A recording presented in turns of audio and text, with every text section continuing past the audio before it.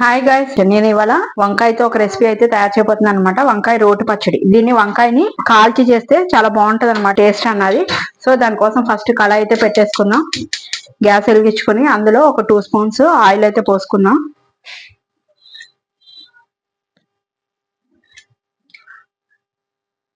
ఒక స్పూను మినప్పప్పు, ఒక 4 ఎండుమిరపకాయలు, ఒక 4 వెల్లుల్లిపాయ గర్భాలు వేసుకొని వీటిని ఫ్రై చేసుకోవాలన్నమాట.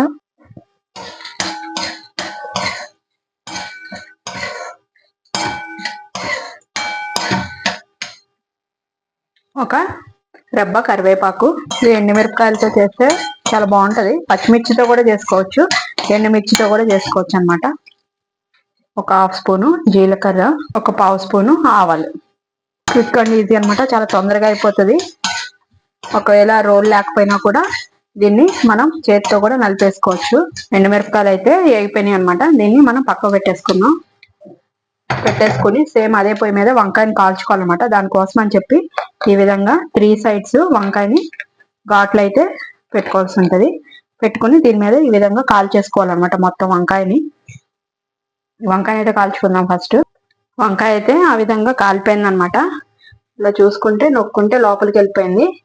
సో ఈ విధంగా అయిపోయిన తర్వాత గ్యాస్ ఆఫ్ చేసేసుకుని ఒక బౌల్లో నీళ్ళు తీసుకొని ఇది చల్లారే వరకు ఇందులో ఉంచి తర్వాత దీన్ని మొత్తం పైన తొక్కునంతా కూడా పీల్ చేసుకోవాలన్నమాట. నేనైతే రోల్ అయితే పెట్టేసుకున్నాను అనమాట. ఇప్పుడు మనం ఇందాక ఫ్రై చేసుకున్నాం కదా ఎండుమిరపకాయలు, ఓన్లీ ఎండుమిరపకాయలు అండ్ వెల్లుల్లిపాయలు పోపులను అలాగే ఉంచేసుకున్నాం. ఇందులోనే ఒక 1/2 స్పూన్ గళ్ళుప్పు ఇందులో వేస్తే తొందరగా నలుగుతుంది అనమాట. సో అందుకోసమని గళ్ళుప్పు వేస్తున్నాను. ఒక 1/2 స్పూను పసుపు వేసి దీన్ని మెత్తగా పౌడర్ లాగా అయితే చేసేసుకుందాం.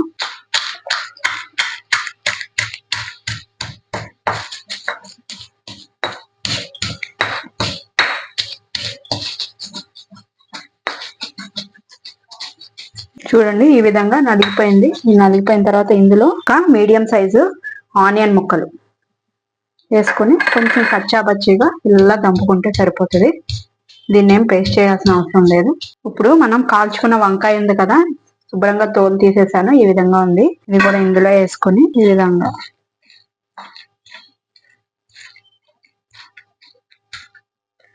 విధంగా నలిగిపోయిన తర్వాత కొంచెం ఒక 2 రెమ్మలు కొత్తిమీర కూడా వేసుకొని మళ్ళీ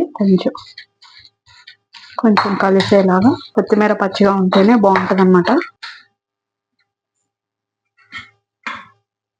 ఇలా అయిన తర్వాత ఇందులో ఒక 2 స్పూన్స్ మిల్క్, కాసి చల్లార్చిన పాలు కూడా పోస్తే చాలా బాగుంటుంది. పోసి ఇప్పుడు ఇంకేం దంపక్కర్లేదు. ఈ విధంగా కలిపేసుకుని స్పైసీ కాల్చిన వంకాయ రోటి పచ్చడి అయితే రెడీ అయిపోయింది. మీరు కూడా తయారు చేసుకుని టేస్ట్ ఎలా ఉందో నాకు కామెంట్ రూపంలో చెప్పండి.